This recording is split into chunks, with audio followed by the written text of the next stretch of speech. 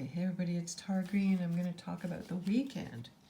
So there's lots happening this weekend because Venus finally stops moving retrograde and stations direct. And so that means Venus is going to stop moving in the skies, but she doesn't move ahead. It usually takes a few days.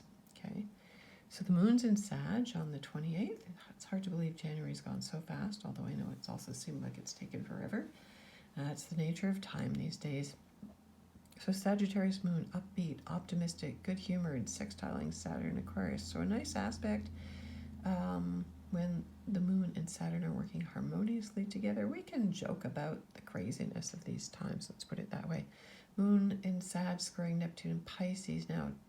Jupiter rules Sagittarius and Pisces, so again, this is a very good, very creative dream. Put your foot on the gas pedal and just channel, okay? And then the moon will go void, of course. Now that's in bold, it's in Pacific Standard Time, and in lighter, it's in Eastern Standard Time. So the moon will be void, of course, which means just do mundane things while the moon is void. But it's not good to start things because traditionally it means nothing will come of this, so don't waste your time and energy.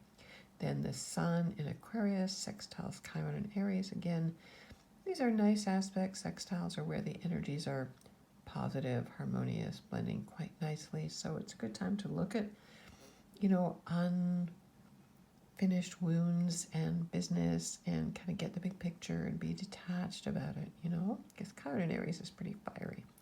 And then Mercury conjuncts Pluto. So this is a big aspect at 11:16 p.m. That's Eastern Standard Time. Mercury and Capricorn. Now, Mercury is still retrograde, of course. So we're going back over deep-seated issues about power, about control, about the plutocracy, about looking at what's going on beneath the scenes. So it might be good to go back and review kind of, Pluto represents control by the media, by the government at this point.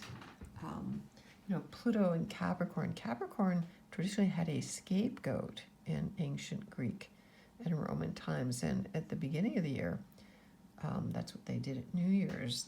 They would take a goat, and Capricorn is a goat fish traditionally, and they would put all of their sins and all of their whatever they didn't want to think about anymore, and they would lay it all on the goat and send the goat out of town. Very simple. So the scapegoat was a very interesting thing. So scapegoating is a big deal this time.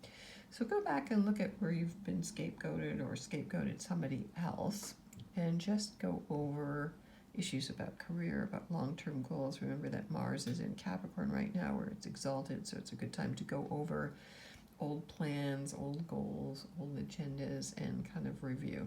Okay, now again, Venus going direct, hooray, at 3:46 a.m. on Saturday. So, did you encounter old lovers while Venus was retrograde and Mercury was retrograde as well? Did you have conversations with women you knew in the past? Was there money issues that got screwed up? Being paid, income slowing down, love energy slowing down. How was your sex life while Venus was retrograde? Remember, it's going to take until March the 3rd until Venus can go past her retrograde point. So it's going to take a while till we kind of get back up to speed with Venus. Moon enters Capricorn, 4:09 a.m., and then it conjuncts Mars in Capricorn. So that's a very good day. The 29th, very good day to move ahead. Mars is exalted in Capricorn. It really gets us militaristically. Go, go, go. Accomplish the goals. Climb the mountain. Get a plan, a long-term plan. Stick with it. Discipline, discipline, discipline. We need that. Okay, Mars sextiles Jupiter and Pisces, but it's also great, creative and dreamy. And then the moon squares Chiron and Aries. Cardinal squares here.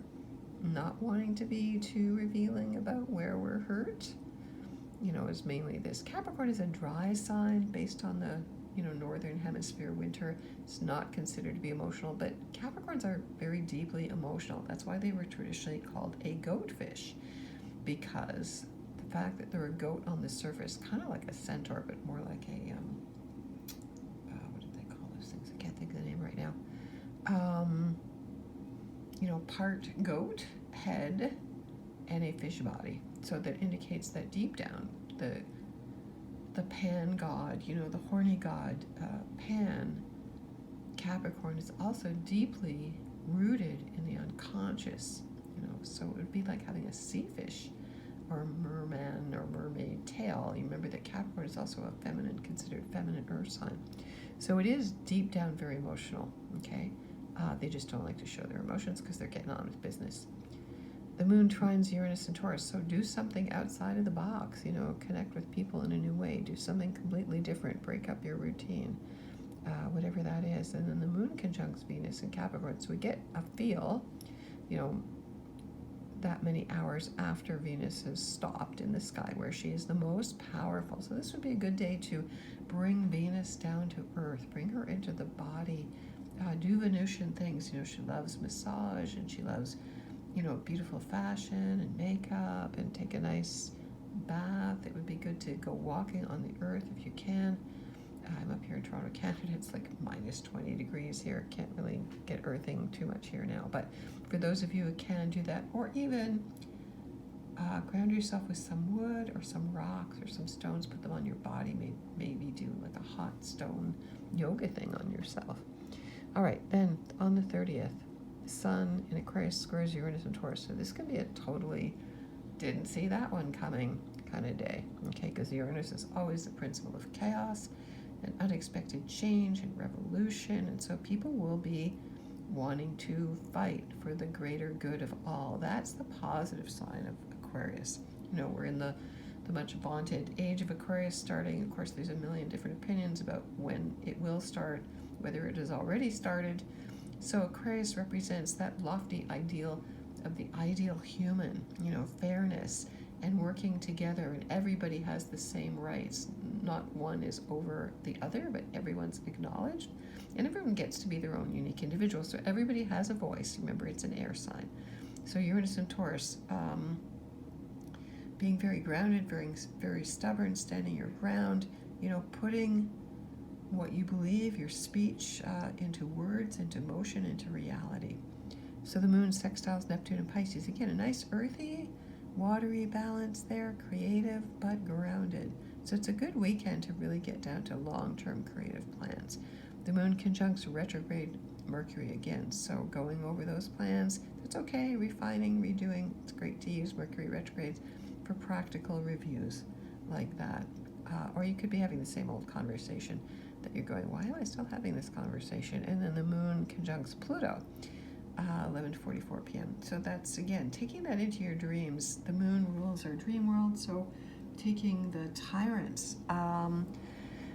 Tyrants can teach us a lot. The tyrants, the Nazis that chase you in the dream, your shadows, your fears, where everybody's projecting out these days. Really work on this, meditate on this, think about everything out there that you're reacting against is really just your shadow. So we can see this very plainly. It is a planned, divide and conquer mentality out there. So think about those who are self-righteously, I got vaxxed and then unvaxxed are no good, and vice versa, okay?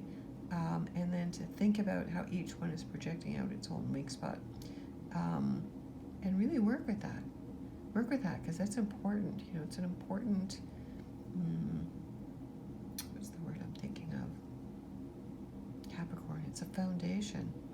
And, wherever you want to go forward into, you want to build a proper foundation. Now, the U.S. is less than a month away from its first Pluto return, which happens, February 20th, 22nd, 2022. So, deep underground, you want to get a sense of what's the earthquake.